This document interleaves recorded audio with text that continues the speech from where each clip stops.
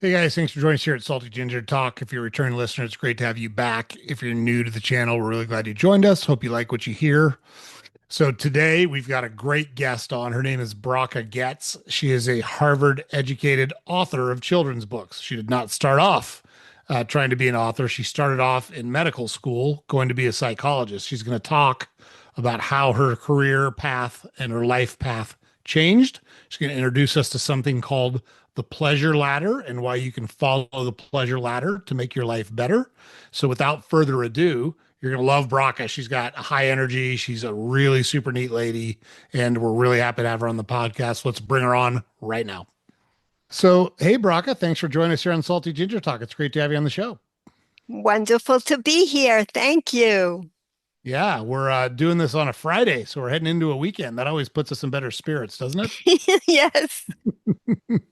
So, you have such an interesting background, and we're really glad we got you on because we're going to talk all through it. So, just as a brief introduction, we talked about it a little bit in the intro, but Bracha has written over 40 books, children's books, and they are super helpful. We're going to talk about those.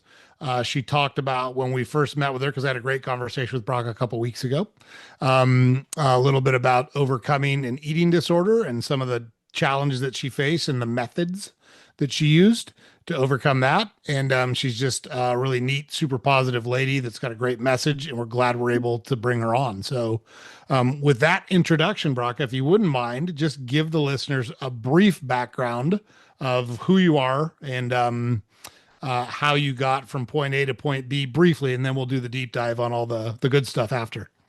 Okay, great. Um, let's say I think my journey began when I was about 12 years old. I just finished reading The Diary of Anne Frank, and I decided to start my own diary. That book really got to me, and it got me thinking. I was born Jewish, but like, why? What does being Jewish mean? It got me thinking about all these things. So I started my diary then.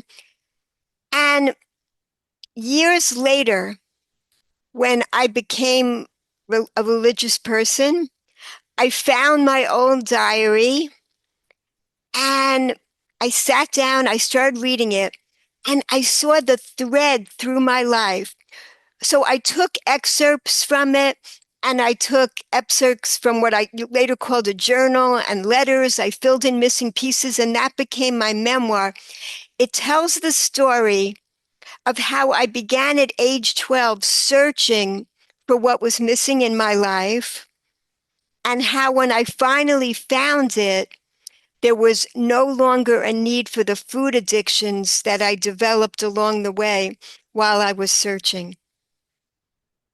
Yeah. And the children's books, I'll tell you this part. The children's books I wrote, I began to write them also when I became religious, as a young adult.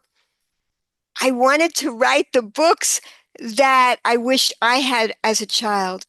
Books that explain to really young children what life is all about. What's the purpose of life?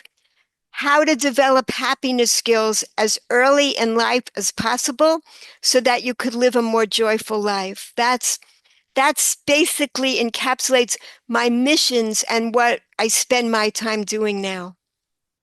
Wow, that's great. So you had said, you just said, you were born Jewish, but you became religious later in life. Can Yeah. you walk us through the difference between those two things? Yes. Like there were things we did for cultural reasons, but like I didn't want to do them when I became a teenager. I'm like, why should I be doing this? Or why should I even be Jewish? Like, I didn't understand the importance. It wasn't important to me. So I rebelled against it and I just like threw it all off. Um, I, my parents, wonderful people, but they never got a Jewish education and they never got to understand why it was meaningful, so there was no spiritual content in my upbringing. And that's what was missing. So that's what I was longing for, even though I had a really sweet childhood and it was wonderful in so many, it was a really loving family. Still, something was missing, and I had no idea what it was. So when you say you just did things, are you referring to things like going to synagogue or religious ceremonies or social ceremonies, or what are you referring to there? So, like, we would light candles on Hanukkah, and there would be like I don't know if you know about a Seder on Passover time, a family gathering. Um, we would go to the synagogue like 3 days a year for the high holy days, but aside from that, there wasn't much of a connection, and there was just a lack of understanding of why it was important to me. Mm. So that made you question it and or rebel against it as a young lady. Yes, Got it. yes. And I searched into different religions. I searched into environmentalism, social action. I was open, kind of like you, curious and open to learning about so much, you know? Sure. Yeah. I, I just wanted to learn. I wanted to know, what are we here to do? What's the purpose of life? What's this all about? I know my sister, my older sister used to say, "Who cares?" And I was like, this, how could I go on without knowing what we're supposed to be doing here? I wanted to know what this was all about. It was really important to me. That's also how I ended up going to Harvard, because at one point I started just studying everything. So I ended up doing really good, really well in high school. And like all these colleges wanted me just because I was doing so well. But I decided to go to Harvard because I figured that's like probably the place with the ultimate wisdom. So Mm. that's what got me to want to go there. Yeah. Excellent. What did you study when you were at Harvard? I studied psychology and I was pre-med. So I was taking all the pre-med courses and my focus was psychology. Yeah. Mm. Did you I don't think you pursued your psychology degree, did you? Well, I went on to medical school.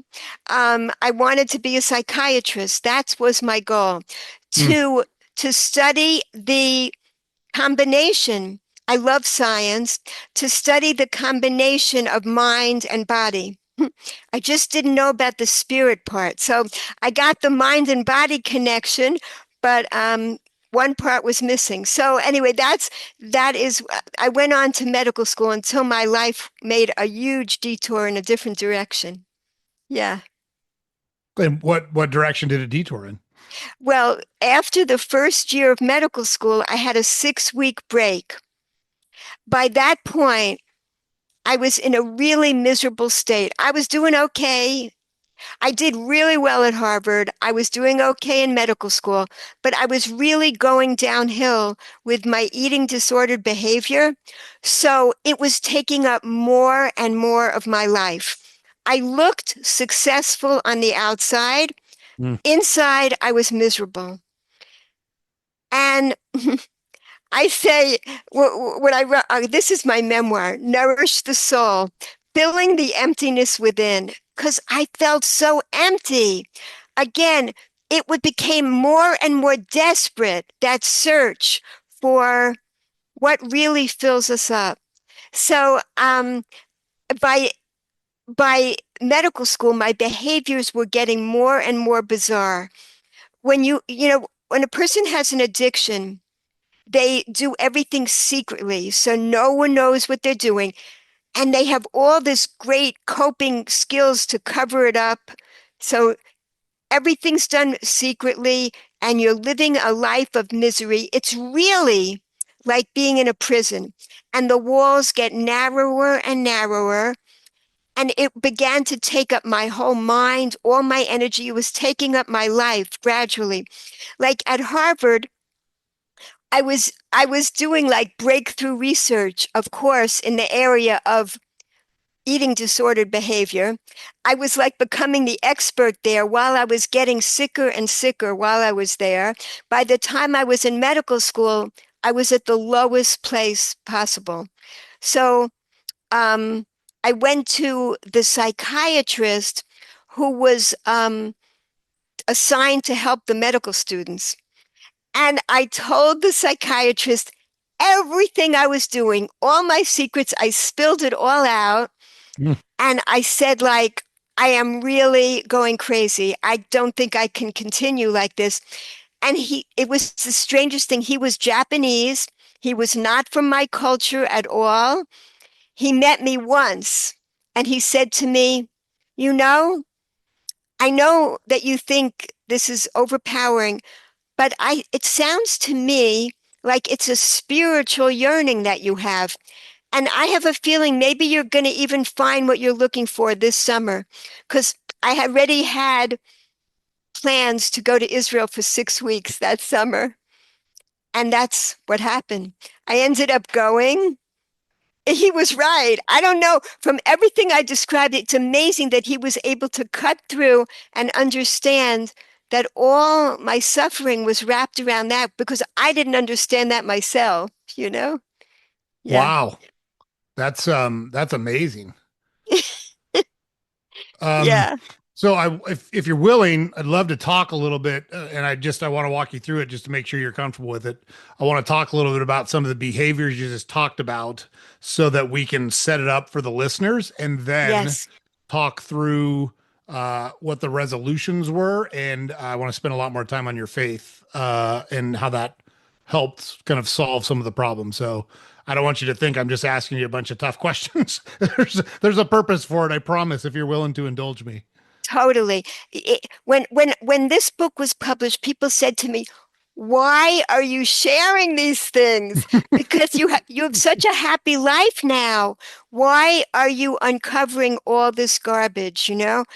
But the reason is because if you don't show how painful your life can get, you can't appreciate how much the joy means later on when you reach it. I needed to show how low I was sinking. So it was the eating disordered behavior. I read recently that it's like the most common thing is binge eating. It's like it's overeating, overdone. You know, you just like go on these horrible, uncontrollable binges. Mm. And then afterwards, I would have really restrictive dieting so that I wouldn't gain all the weight that I was, so people looking at me could not tell that I was suffering because I wasn't obese and I wasn't like super anorexic either because I was fluctuating between one of those two things all the time. And You were it was, able to, so you were able to balance it perfectly so that no one could see the challenges you were facing. They didn't manifest themselves physically. You were just carrying all that around with you all the time internally. exactly, Mm. exactly. And it was a horrible way to live. I mean, it had nothing to do with eating when I was hungry. It was eating to fill that emptiness inside of me. So, And that that yeah, that emptiness, you've talked about it a couple times already. That emptiness, you felt that from a very young age. right, And even though you were born into a Jewish family, it wasn't, I don't know if devout's the right word, but they weren't serious about the faith, let's say. I'm not trying to denigrate anyone. I'm just trying to capture it for the listeners. So you've done really well at, not for nothing, but the premier college in the country. You're now in medical school. You're doing well there from a scholastic perspective, but personally, you're really right, struggling. You right. go see this psychologist who says, "Hey, you know what? Your salvation might be just around the corner." And then you go to Israel for 6 weeks. Yes, Yeah. you So what got happened it. there? Okay.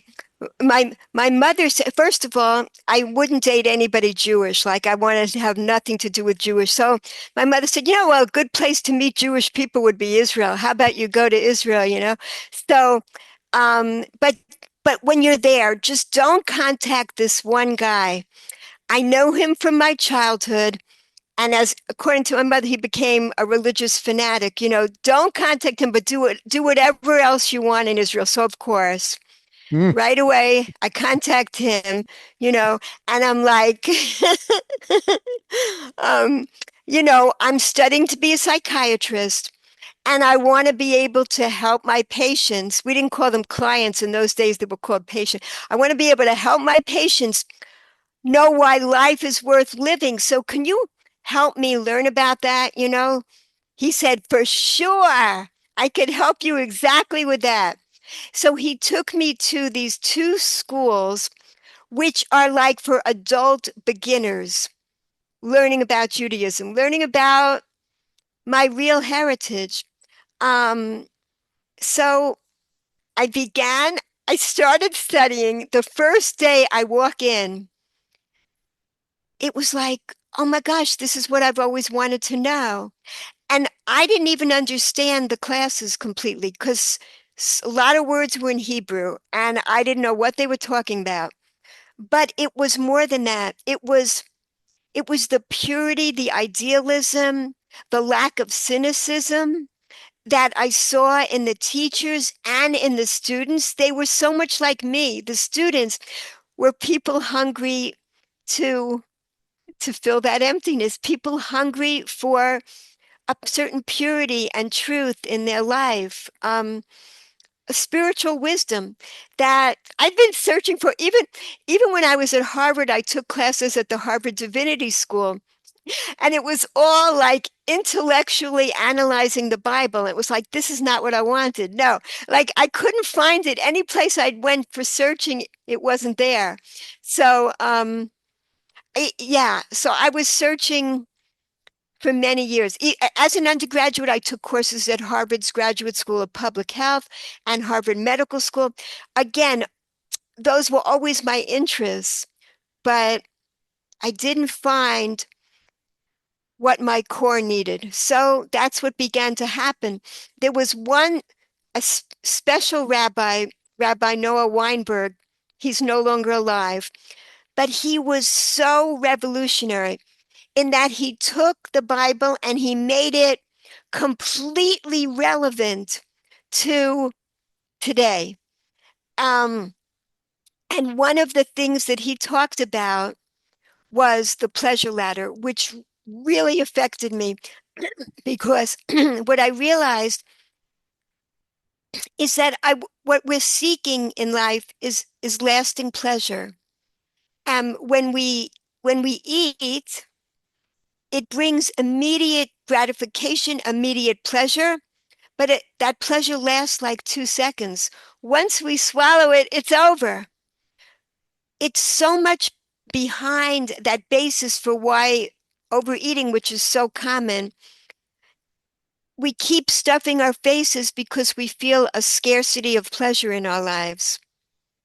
Once we recognize that there's an abundance, then we no longer need to keep stuffing our faces. It changes in that very moment. So once I began to live a life of gratitude, that was explained to me that that's really our purpose for being here is to enjoy this world in gratitude, then everything changed. Wow. And so you felt that connection right away, even if you didn't understand it completely, you felt a connection right away when you started attending these sessions and talking to these folks. Right. And I want to say that there were parts of other religions that affected me as well. I was involved with Buddhism and I was involved with Christian Science for years before that in my search. And I also would read like Hasidic tales about Judaism, which also seemed to be very spiritual, but I didn't know people actually doing those things. So I saw pieces of spirituality that I loved, but nothing fit me like the complete puzzle piece that was missing, like I found that day when I started learning about the depths of spirituality in in my own heritage, which I never knew about. Yeah. Mm. So what did you do from there? You're a medical student. You've had this I don't know if epiphany is the right word, awakening, whatever you want to call it. You've made this Yeah. connection, and it's Yeah. a good thing for you. Right. What happens next? So first I said, you know what? I'm going to stay here for a little longer. Maybe I'm going to take a year's leave of absence from medical school. I applied for it and they gave it to me. I was thinking of transferring to Tel Aviv University Medical School. They had an actual program for Americans, which I could transfer to. So I was considering that I might do that. But I ended up not being interested, and I really wanted to immerse myself in these studies.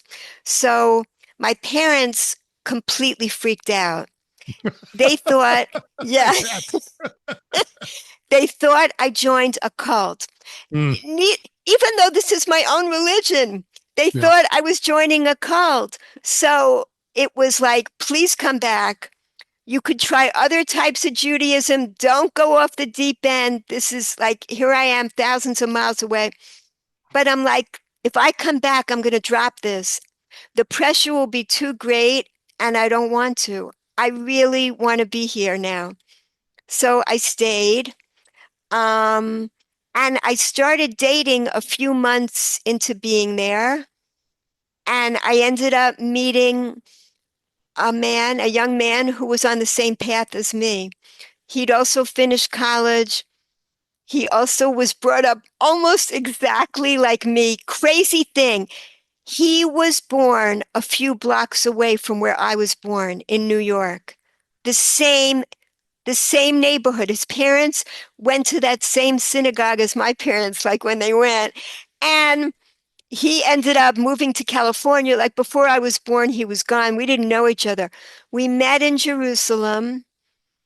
And yeah, well, the rest is history. We ended up getting married and having a bunch of children while we lived in Israel. And yeah, it's been a very exciting, amazing life together. Yeah. Wow. So one of the things we do, Bracha, I try to recap the common themes we hear from our guests, and things we talk about on the podcast a lot. So let's just recap one more time where Brock is at in her life. She is a graduate of Harvard College. She is in medical school. She takes a trip to Israel to kind of get in touch with something, but she doesn't know what. She's exposed to, really exposed to the religion that her family has practiced her entire life, and it really resonates with her. And now she meets a guy after years of saying, "Hey, no thanks. I couldn't find anyone. I'm not interested. Nobody out there works for me." A lot of people would continue down the path they were on. I've got to go back to medical school. I've got to finish. I've got to make my parents happy. I've got to do what other people expect me to do. She does not do that. She follows her heart, uh, makes good decisions, even though they might be decisions that other people don't agree with.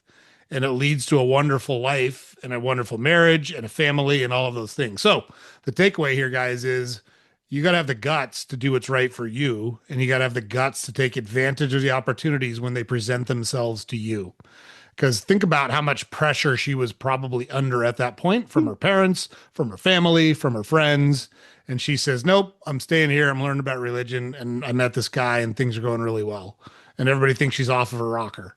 However, she knows that this is a good path for her. So she takes her shots and it leads to a really good spot. So it's important to recap that because I don't think most people understand exactly how much guts that took to do what you did at that point in your life. Kudos to you for following your heart and doing the right thing and going after what you wanted. Thank you. Thank you so much for saying that. I want to say that it didn't feel courageous to me.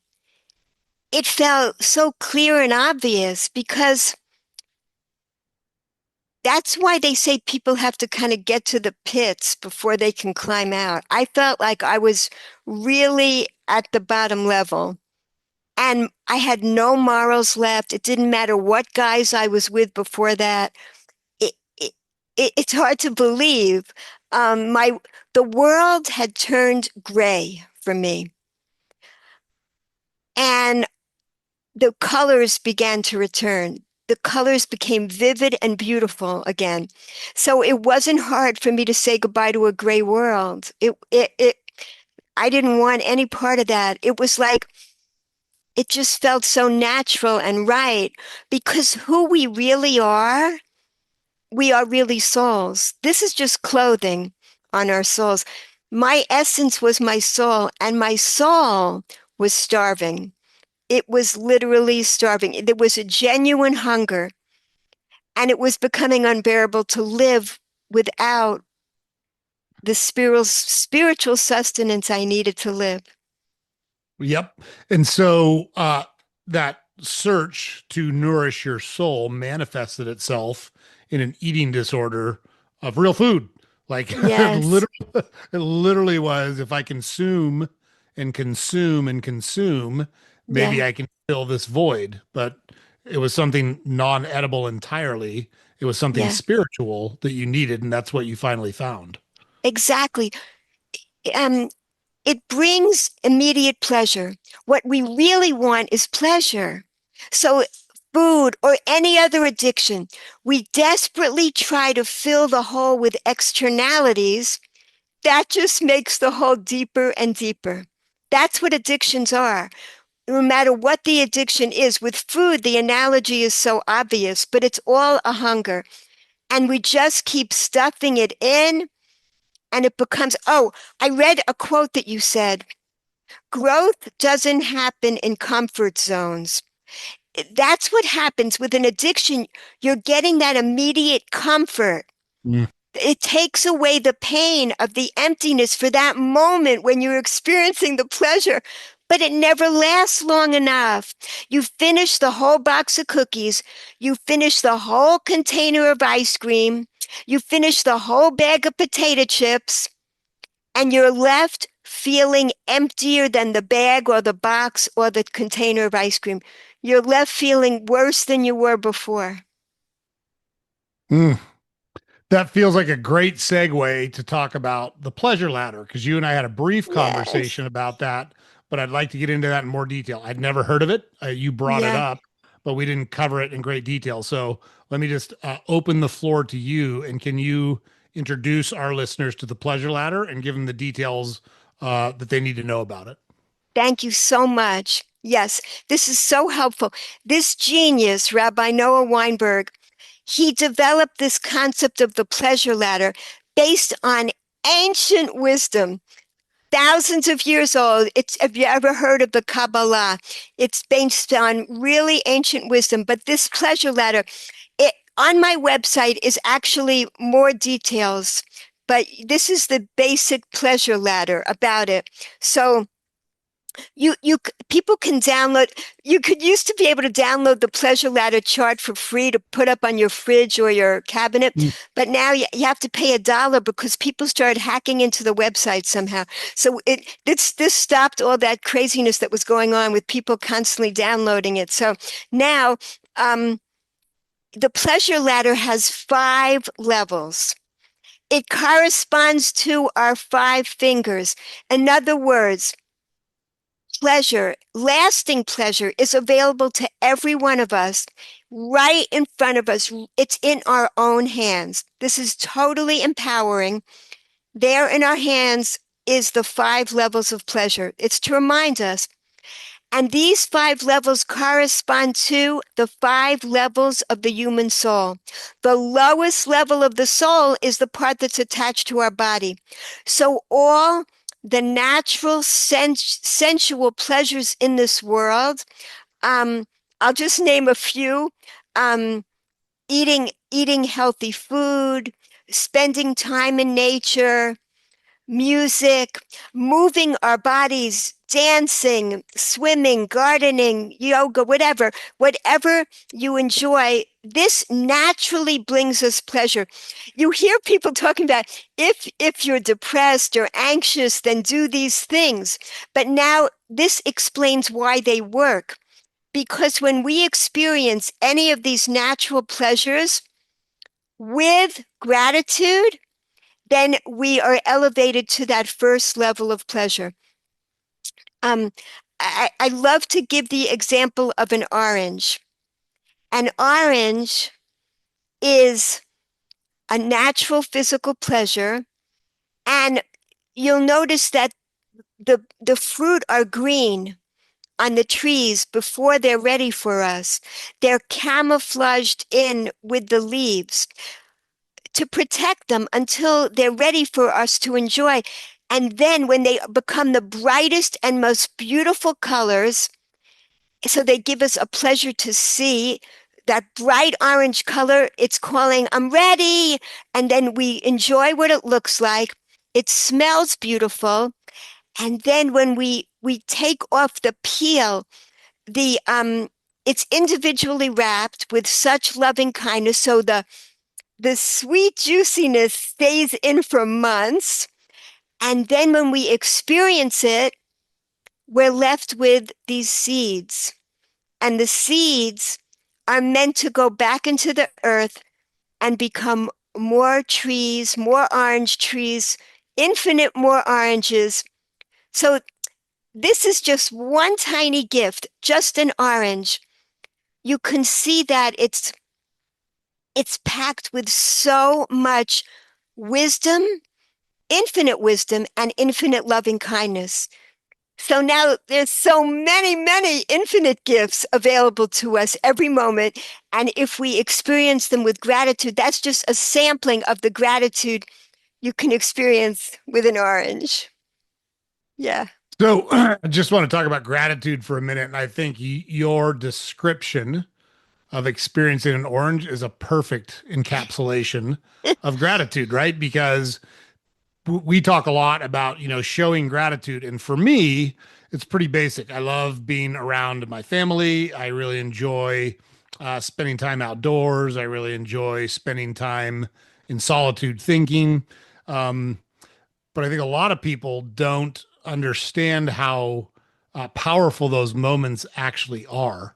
So ask yourself if you could describe experiencing an orange to the level of detail and with the amount of passion that Bracha just did it. And if you can't, then you need to work on your gratitude because there are all sorts of simple pleasures in life that are so much fun and so good for you, and we just breeze past them every day and we're missing the good stuff when we do that. And by the way, we're only at the first level of the pleasure ladder, so let's keep going here with with Brock. I just want to make sure people heard. I want to underscore what you just said. So Exactly. It's about training the brain to scan for positive patterns. We have to actually retrain our brains to do this. So, going up the ladder, the next level is what you brought up, love. Love, love, it makes no sense because we mentioned this is empowering. We could do it by ourselves. We can't do, how can we do love by ourselves? This is based on the ancient definition of love. Love is focusing on the virtues of another. What do you appreciate about someone else? We can do that in solitary confinement in prison, or even in the prison of an addiction. Focus on one person, or even a pet, another being that you appreciate. What do you appreciate about that other being? And you are suddenly filled in that moment with this warm emotional feeling of love. You can bring love into your life at any moment, and the person does not have to physically be there with you. We have that ability to fill our lives with love, which is amazing.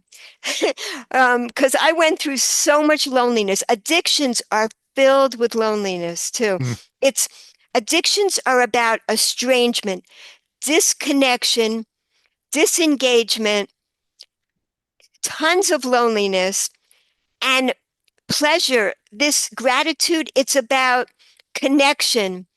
And it's as we go up the pleasure ladder, you're filled with more connection and more lasting pleasure.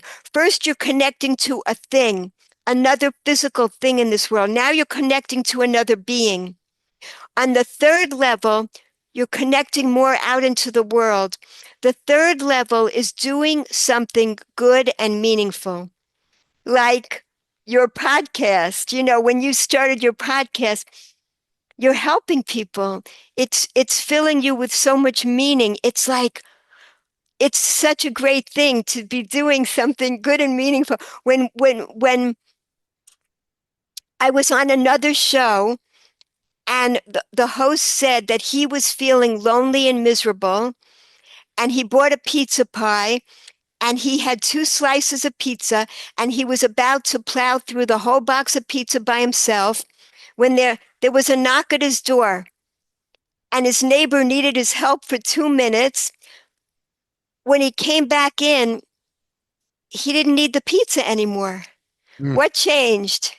You know, Time with he somebody else. Yeah. Right. exactly. He gave to someone. You feel grateful when you could give to someone. You're filled with you fill up on gratitude immediately. And he could put the pizza in the fridge for the next day.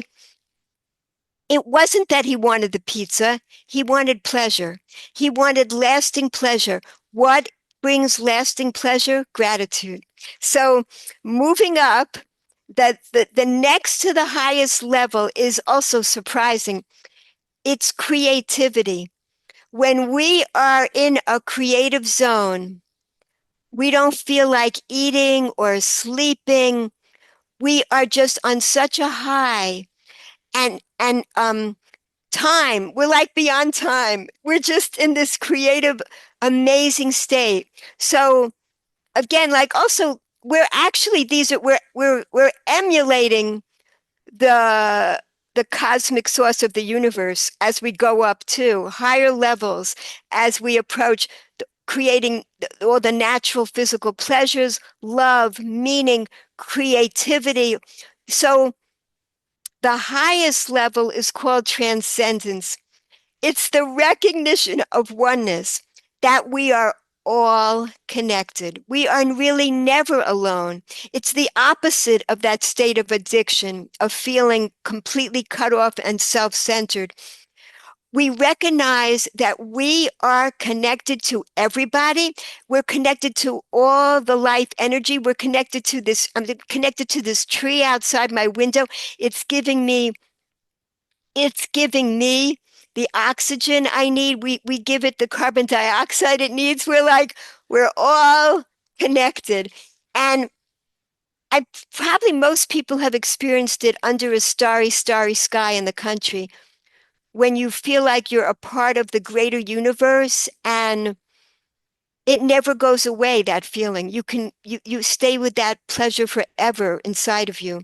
So that it's like that's the greatest, that state of awe and wonder. Like scientists have found out, when we're in that state of awe and wonder, our bodies are creating the most um, chemicals to fight off infection. We're in like the highest state, both physically, mentally, emotionally, and spiritually. So these are the 5 levels, and there's only one price to pay to climb the pleasure ladder, and that's gratitude. So there's nothing to lose. It's just experiencing any moment of joy, any moment of gratitude puts you in that place. And any moment you do it is a moment that you're not miserable. I love it. Thank you so much for walking us through the pleasure ladder, and the way you passionately talk about it is Oh, certainly captivating. So thank thank you so you. much for that. Let's assume someone, I don't know, let's just say they're a workaholic, right? That's pervasive in our society today. Everybody, shouldn't say everybody. I try not to use global statements. That's Right, incorrect. Let me rephrase right, that.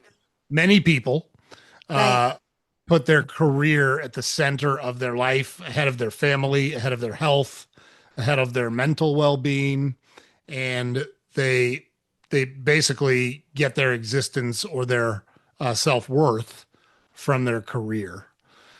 If let's say I knew one of those people and I wanted to expose them to the pleasure ladder, how would I start that conversation with them, or how would I expose it to them in a productive, non-confrontational way so I had the best chance of being successful?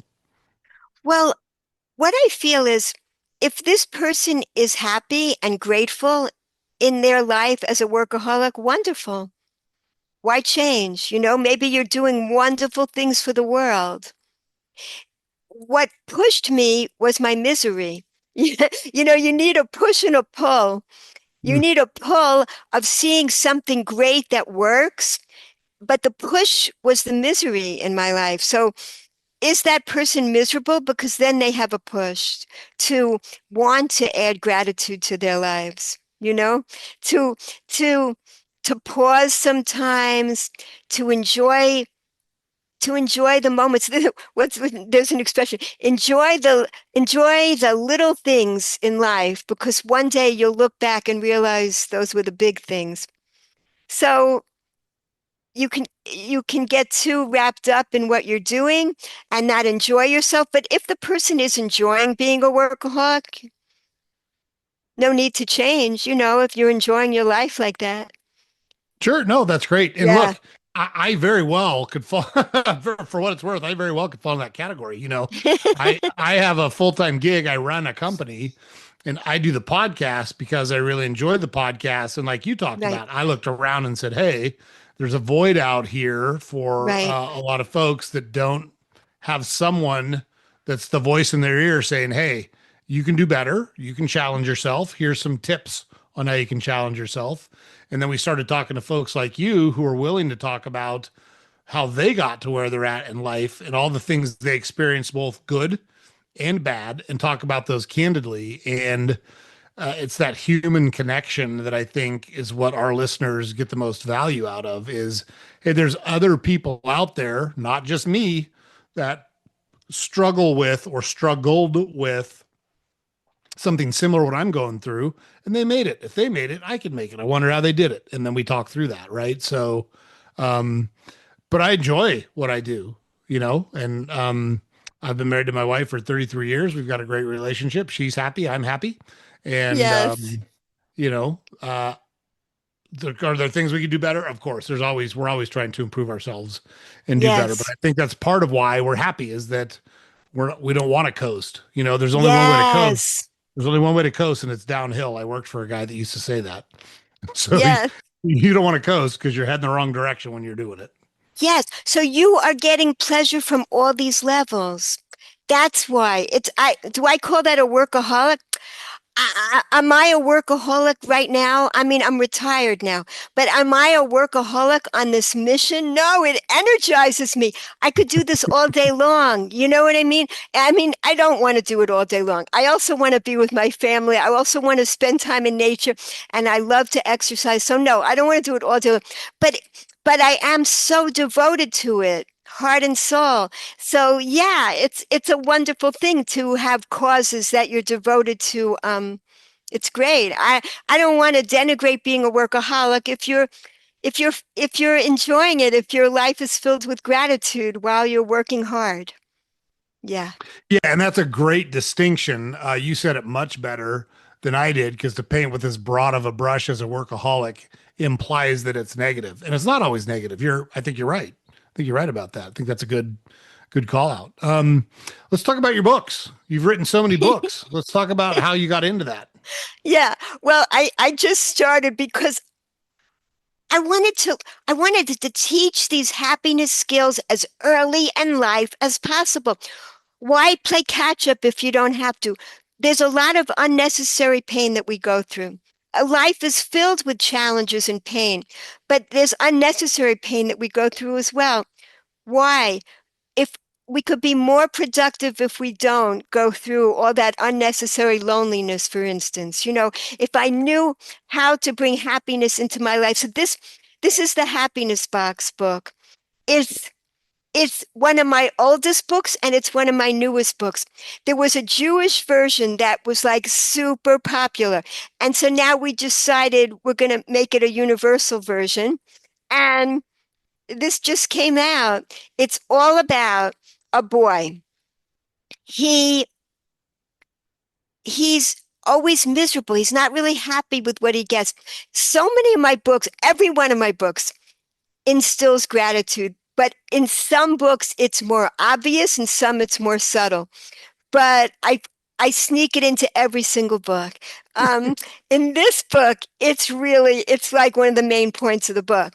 So this boy, what we're trying to do is joyfully eliminate the entitlement epidemic. It's really an epidemic now of people not being happy. They expect everything and they're not grateful. They take things for granted and they're not grateful for what they have. This, if we can instill this in children, not to take everything for granted, we are helping them so much. So that's what the book is about. This boy, he's just not happy with anything he has. His parents get a washing machine. And he's like, why don't I get anything? So his father gets this idea. The box that the washing machine came in, he makes it into the happiness box. And he tells his son, this is a happiness box. You can only think happy thoughts inside this box. Okay, he gives it a try. He goes in. It's not easy at first, but he starts thinking of things that he's grateful for. Okay, I'm grateful for this. He goes through, thinks of that. At the end of the book, one day, he learns to be grateful. He practices gratitude. Whenever he's miserable, he goes back in the box and gets happy again. So at the end of the box, one day he's miserable and he's not home and he has no box near him. What is he going to do? So I must have laughed right out loud the moment it was clear. The box was right there with me. There was no need to fear. The box is never far away. That box is here with me to stay. Do you know what? You've got one too. There's one for me and one for you. You're not too big. You're not too small. Step right in. Come one and all. No one's too old to climb inside. Everyone needs a place to hide. Go right in and close the door. Think happy thoughts and nothing more. Next time you're sad, give it a try. Go get a twinkle in your eye. Where was my box? Can you guess where? Above my eyes, but below my hair. There's a happiness box in your head, you see. It's a happiness box if you let it be. But if it's hard to use your head, just get a cardboard box instead. I love it. What a great message. So that's it. That's what we're teaching young children as early in life, and it completely changes lives. Um, I've heard from so many people through the years and people that were bullied in school that went in their happiness boxes that could go back to school and be a different kind of person. It totally changes people, thank God.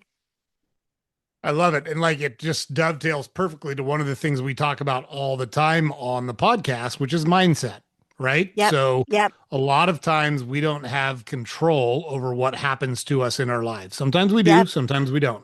But there's a lot yes, of external forces that act on us that we don't have control over. You know, if right, you walk outside and it's pouring down rain, that's how it's going to be that day. You can choose to let your attitude match the gloom of the day, or you can choose to have an attitude that says, hey, you know what? Think about all the flowers that are going to be out there after this rain is done. Maybe there'll be a rainbow or yes, whatever the case may be, but how you react to it matters. And so that's what Bracha's doing with her books is teaching kids these coping mechanisms at a young age. Because to her point, if you can get this as a part of their thought process early, you're setting them up for a much happier, a much healthier, and a much more productive life, right? exactly right, exactly. Um, I have books about safety too. Like I have Let's Swim Safely for young children, books about protecting children from abuse. I have books about learning disabilities, teaching children that are not so neurodiverse how to interact with children that have learning disabilities. Nobody, so many children have no idea how to interact. I just give them the basic guidelines. When you have the guidelines, you feel more empowered to be in the world. So all my books are about empowering children to have, oh, healthy bodies too. Let's stay healthy. This was written during the pandemic when parents were asking me, explain to children why it's good for them to eat healthy foods, why it's good to exercise, why it's good to get enough sleep, hygiene, all this stuff. So that's what I'm explaining. Because that's how I love public health, and that's how I'm explaining it's part of letting your soul shine fully is having a healthy body as well. So I'm all into just filling your life with gratitude for having good health, which is so much in our own control. They say about 95% of our health is based on what we do. So we have a lot of control over living healthy and happy lives. It fits our conversation perfectly, but I heard a quote, and I cannot remember where I heard it, but the quote was essentially, um, food is the most abused drug in the world, and exercise is the least prescribed drug in the world. And Exactly. it just made me think of it when you were talking about public health and teaching kids how to live healthy lives. And so that was kind of my next question is I love the children's books and it makes perfect sense to target kids because you can impact their lives in such a positive way. How do you interact or target adults who have, a lot of life experience and it's easy to get cynical when life is hard and it's easy to get jaded when things don't go your way. But how do you approach adults with your concepts when they're resistant to it or they've had a tough life and it's harder to get them to see the light? How do you do that? Right. You're not missing anything by a moment of gratitude. And don't think of it as like forced gratitude, like when the parent said, now say thank you for what you got. No, it's about experiencing the joy. It's about savoring it, lingering in it. Many people that have had abusive childhoods, a lot of trauma in their childhood, neglect, they don't even they've had very little practice experiencing gratitude. They don't give themselves permission to do it. So you just practice it in tiny steps and you see how good it feels. What you're doing is you're parenting yourself. If you never got that from your parents, you're giving yourself the loving compassion that you never got by savoring and lingering in joy, really deeply experiencing gratitude for the many gifts you have in your life. Everybody has gifts. So many gifts, infinite amount of gifts right this very moment. There are so many diseases you don't have. If you're listening to the podcast, you have ears or you have eyes or you could move. I mean, there's so much to be grateful for. You have a tree outside. At the lowest point in my life, I stared at a tree. I said, "There's still something beautiful in this world. There's a tree." That's all I've got right now. But you can find it. So yeah. That's great. I think it was Jerry Seinfeld that was talking about public speaking, and this always resonated with me. Now, I've spoken publicly since I was a kid, for whatever Wow. reason. Like Wow. I was student body president of my high school, so I ran assemblies with 3,000 people there. Never bothered Wow. me. However, most people it's their number one fear. So there was a survey done that said, what's your number one fear? Number one was public speaking, and number two was actually death. And Uh-huh. so, by that logic, if you went to a funeral, you'd rather be in the coffin than giving the eulogy. And that just doesn't make a lot of sense. But it's a good.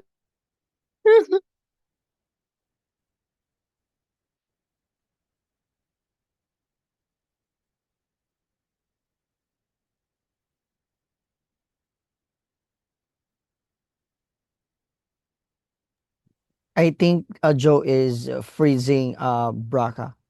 We'll Yep. wait him to rejoin. Sorry.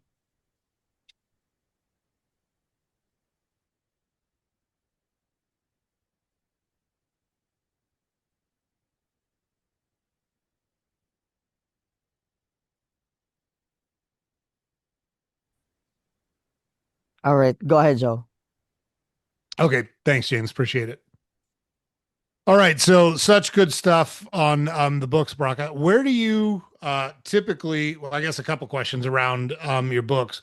Where do you sell them and or read them and or promote them? And who is your primary customer? Is it schools? Is it churches?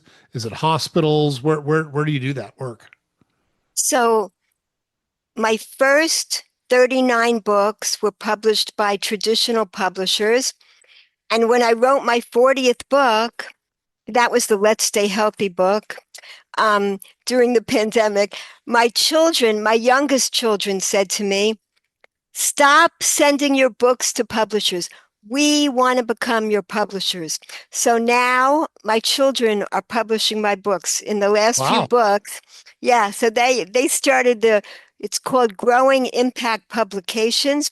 Actually, it used to be called the Goetz Bookshop, and now that we're growing the impact, Universal Books, it's called Growing Impact Publications. So they have a beautiful website they designed, and we sell every place, and I do presentations, all different kind of organizations and schools, and we love it.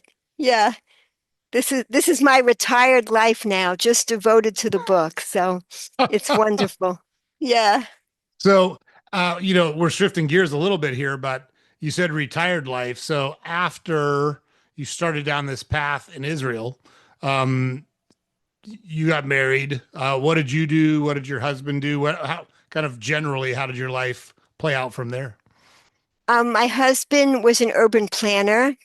And so when we actually, he worked in that in Israel somewhat. And then when we came back to America, he worked in that field. And I was raising my children at home until they went to school. And I was just editing books at home, things like that. Then when the youngest started school, I became the activity director of senior residences. And then after a few years at that job, I became the director of coordinating a Big Brother, Big Sister program here in Maryland. So I did that for about 20 years. And that was extremely gratifying. And it used a lot of my psychology skills. So that's what I was doing while writing books and continuing to raise my 6 children. Thank God. Yeah. Yeah. When did you write your first book? Do you remember like what year it Yeah. was? My first book was written when I had 2 little children. I was living in Israel and they were playing outside in the playground. I took a notebook. I never had time to write up this idea, and I had time. I wrote it up while they were there playing on loose leaf paper. I put it in an envelope and mailed it to America. And 6 weeks later, I got back an acceptance. I couldn't believe it. I said, wow, I can write children's books. This is amazing. So that's how I got started back then. Yeah, when my Wow. children were little, and now I get ideas. Oh, this book, this is one of my newest books, The Mother Who Always Said Yes. This is a really big hit, this book. It's very popular. This book, I got the title from my granddaughter. She was her mother was saying, we were hanging out together, and she asked her mother for candy. Her mother said no. And she said, when I'm a mother, I'm going to always say yes. And I said, wow, that would make a great book, you know? What would happen if there was a mother who always said yes? So this book is hysterical, and children get the message. I never give the message throughout the whole book. You just see life becoming more and more dysfunctional, wacky in this home where the mother says yes to everything until the children realize, oh, it's better not to live like that, you know? Hmm. And it gives children an appreciation in such a great way without ever telling them. So it's a very powerful book. And Yeah. who illustrates your books? Do you illustrate them? No, I would like to someday because I do like to do artwork, but I've never written a book that I could illustrate. So we pick our illustrators. It used to be the publishers would pick the illustrators. I didn't have much say, but now that I'm working with my children, we get to pick illustrators and we can work with people all around the world. It's a real great creative joy to do it. Yeah, to put the book together. This is an That's awesome. amazing artist. Yeah, I love it. Yeah. Yeah, for sure. Um, so let's talk a little bit more about your faith. Has that I'm trying to think of the right word to use, but has that fire and or attraction remained strong your entire life? What do you think? I You I could do. tell. I just Yeah. I mean, it's like, it's everything to me. See, I feel the whole basis of what basis of Judaism, the basis of religions, this is it. The basis of our soul, what we need to nourish our souls is gratitude. That is the basis for everything. It happens that Judaism, if you say it in Hebrew, we're Yehudim, and the middle word of Yehudim is Hod. Hod is gratitude. That is the essence. That's what I feel is the essence of Judaism. And so that's what I love spreading and teaching. And I feel like every guideline that we have to do in this world has to do with gratitude, with giving back in gratitude, with appreciating, seeing the essence of another as a beautiful soul. Every single good deed we do in this world has to do with gratitude. So I feel that's the basis for everything. And I feel that that's why we were created. We were put in this beautiful garden in order to enjoy it with gratitude. That was the whole relationship. We were created just for that purpose. That's all we need to give back in life is gratitude. that's wonderful. Um, did your kids take to Judaism immediately, or do you have any kids that felt or thought differently when they were growing up?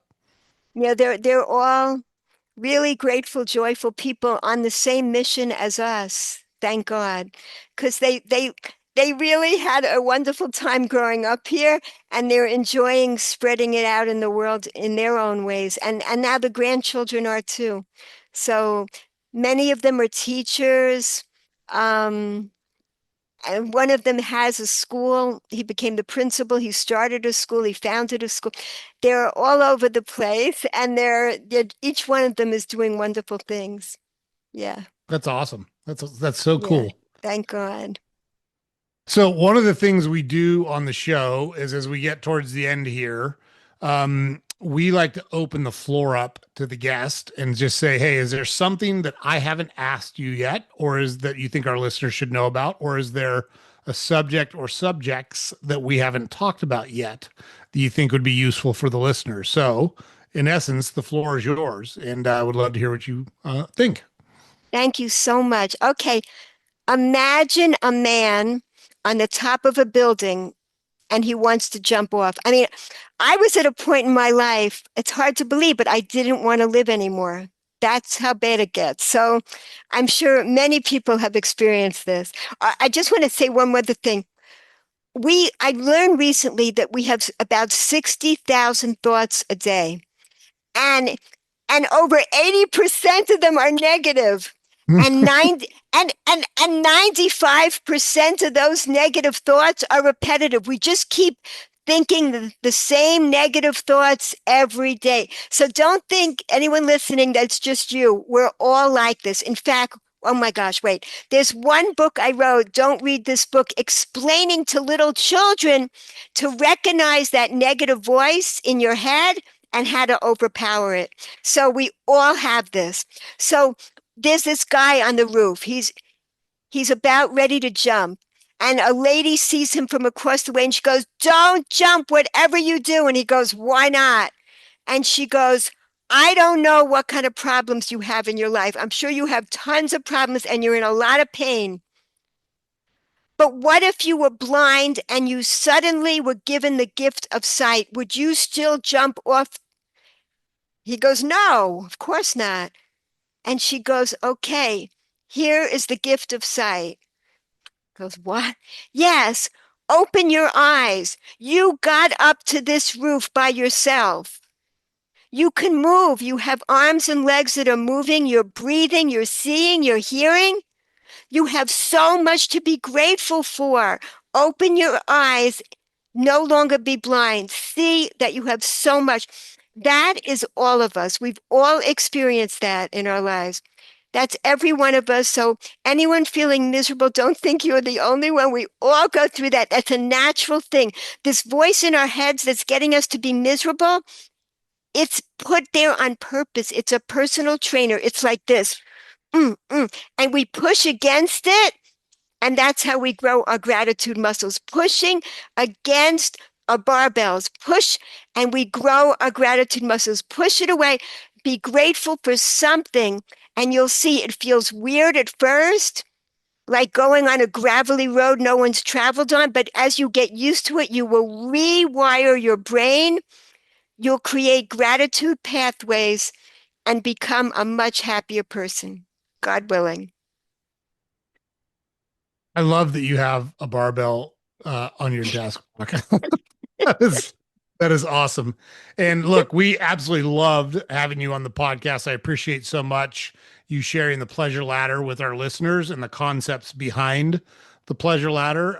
You shared about your books and kind of the concepts that your books are trying to teach and why they're targeted towards kids. And most importantly, in my estimation, you shared how you used spirituality and gratitude to overcome some really difficult things in your life and built a really great life for yourself that was very different than you thought it was going to be when you started out. But you had the courage to go after the things that resonated with you and were important to you. And I would argue that you're being rewarded for it now with all of the getting to work with your children, your grandchildren involved, being able to spread the word about the pleasure ladder and the gratitude. And so I don't think those things are accidental. I think you've earned those through having the courage to do what you did, and just really appreciate you coming on and sharing it with our listeners. Thank you so much for being such an outstanding host. Thank you. Thank you. Hey, we're the winners here. We appreciate it. And we're going to put in the show notes. So Bracha will send us, if you want to buy her books or see her books, she'll send us the link so we can get you connected there. Are you able to, Bracha, share the Pleasure Ladder website, or where someone could get the Pleasure Ladder? Can you share that with Yeah. us so we can put it in the show notes? Yeah, there's a link on our website where you can download the pleasure ladder. I'm sorry you have to pay $1 for it. It's meant to be free, but that's how it is right now. Yeah.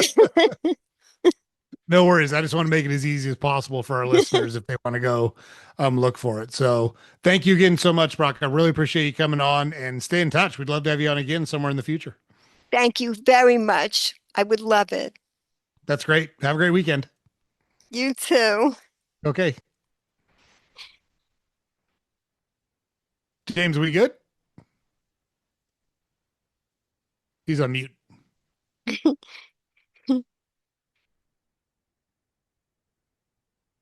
I wonder if his Zoom Yes, froze Joe. up. Yeah, Oh, there he sorry. is. I mute. Oh, good to go. Awesome. Well, Bracha, thank you so much. You were such a good guest. Your energy is infectious. Your message is so Oh, positive. And thank you. I appreciate you being so candid about some of the challenges that you face and how you overcame them, because those are the kind of things that really resonate with our listeners. So thank you so much for being willing to do that. Thank you so much. You're terrific. Just wonderful. Thank you. Well, thank you for the kind words. My pleasure. Thank you.